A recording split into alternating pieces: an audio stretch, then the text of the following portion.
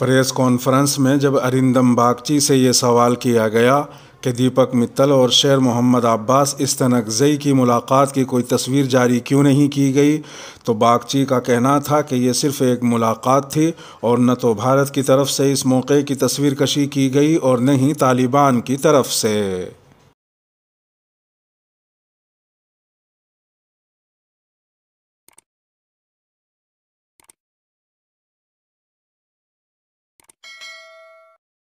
السلام علیکم ناظرین، سلامتی ہو آپ پر جہاں بھی آپ ہوں۔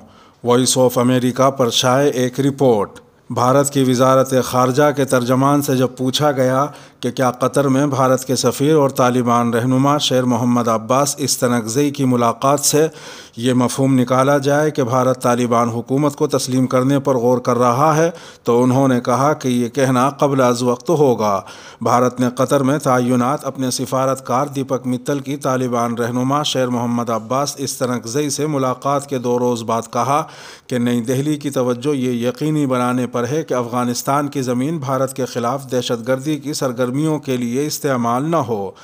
قطر میں بھارت کے سفیر دیپک متل نے طالبان رہنما شیر محمد عباس استنکزئی سے ملاقات کے دوران اس معاملے کو اٹھایا تھا اور استنکزئی نے بھارت کی تشویش کو دور کرنے کی کوشش کی تھی۔ نئی دہلی نے استنکزئی کی یقین دہانی کو مثبت قرار دیا ہے۔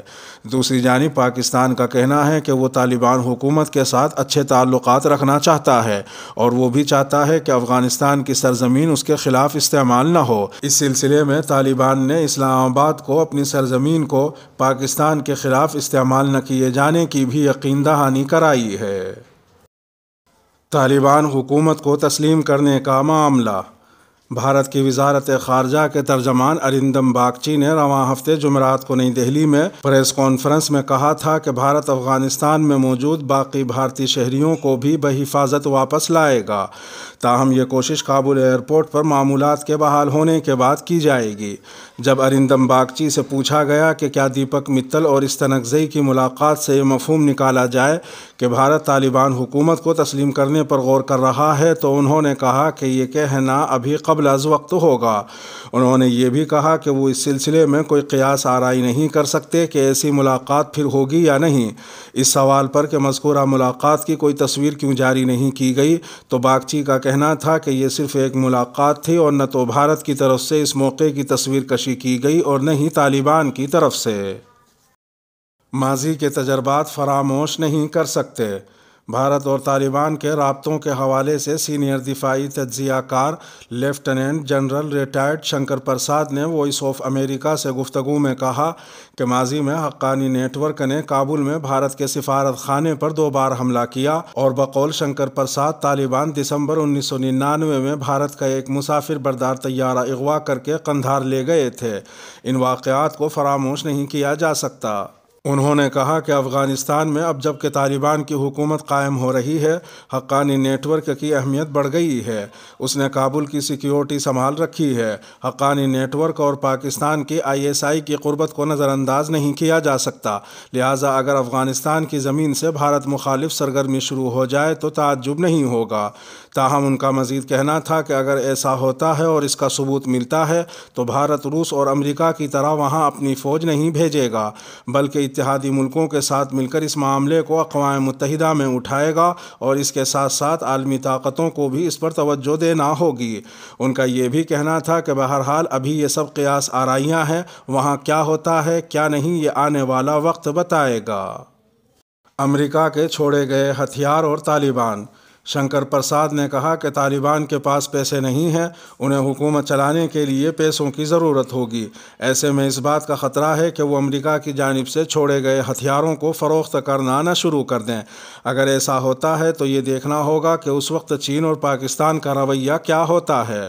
ان کا یہ بھی کہنا ہے کہ بھارت کو دیکھنا ہے کہ افغانستان میں کیسی حکومت بنتی ہے اور اس کے رشتے پاکستان اور چین کے ساتھ ساتھ دیگر جہادی تنظیموں کے ساتھ کیسے ہوتے ہیں۔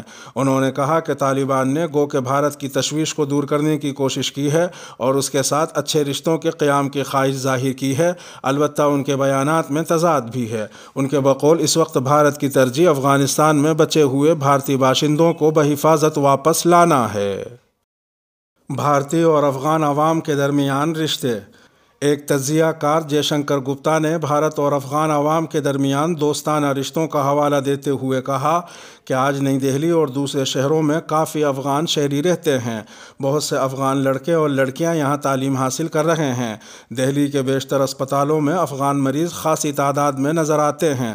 ضرورت اس بات کی ہے کہ عوام سے عوام کے درمیان یہ رشتے آگے بھی قائم رہیں۔ انہوں نے بھی وائس آف امریکہ سے گفتگو میں طالبان اور بھارت کے بیانات کے حوالے سے طالبان رہنماؤں کے بیانات کو متضاد قرار دیا۔